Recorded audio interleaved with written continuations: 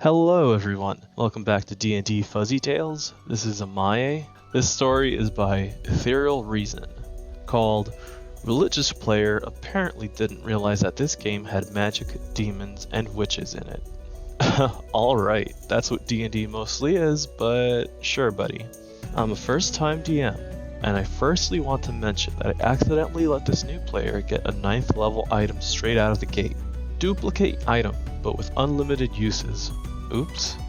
I really should have paid more attention to that, but I was so nervous about everything, it escaped my notice.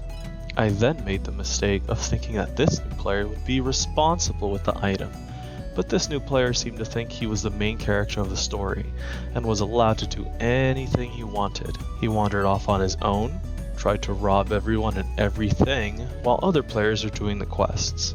He got frustrated when I dedicated time to other players, or told him that people were watching so he couldn't just steal everything or there would be consequences. He poured all his skill points into stealth, persuasion, and sleight of hand, and never rolled under a 20.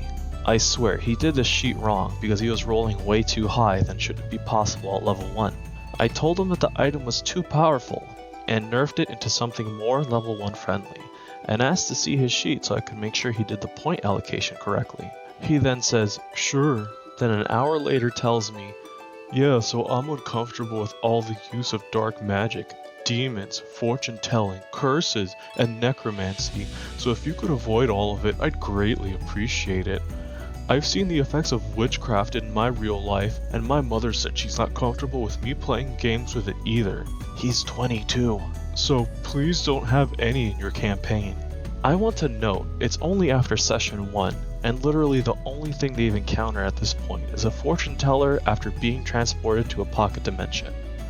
So I prodded at this and asked him exactly what he's uncomfortable with, and he says, creepy ladies telling you your fortune who are possessed by demons is real life stuff.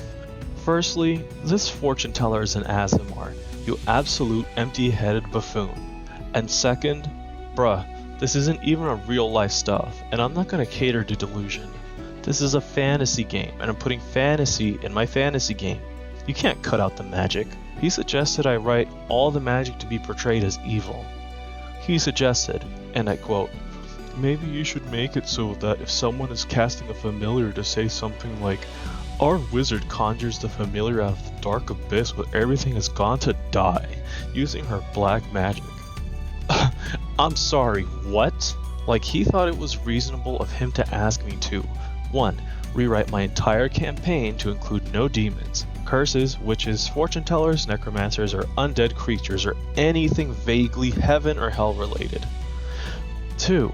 Force me to make another player's character evil because he thinks magic is real and evil, therefore the story has to reflect his feelings on the subject. 3. Allow him to dictate to the other players what races they could or couldn't be. No tieflings allowed. Needless to say, I told him I'm not getting rid of half the stuff in D&D to accommodate him, and if he's uncomfortable with it, maybe he should play something else. He luckily agreed and dropped out. I feel bad because I don't think I did a good job of establishing boundaries, but like, he joined a D&D game not knowing there was going to be demons and witches? I think maybe he was just pissed I didn't let him do whatever he wanted by nerfing his item, so he used the religion thing as an excuse, but I kinda doubt it. I feel kinda bad about it, but at the same time it was very difficult to work with. Very unaware of how entitled he was being. He demanded a lot of time and effort. I hope the rest of the campaign is better. Well OP, I think the rest of the campaign will be better without somebody trying to tell you how to run your own campaign. I mean, that's ridiculous. But it's not exactly the first time I've seen it. Anyway, thanks for tuning into another Fuzzy Tales, and I hope to see you back here soon. Take care.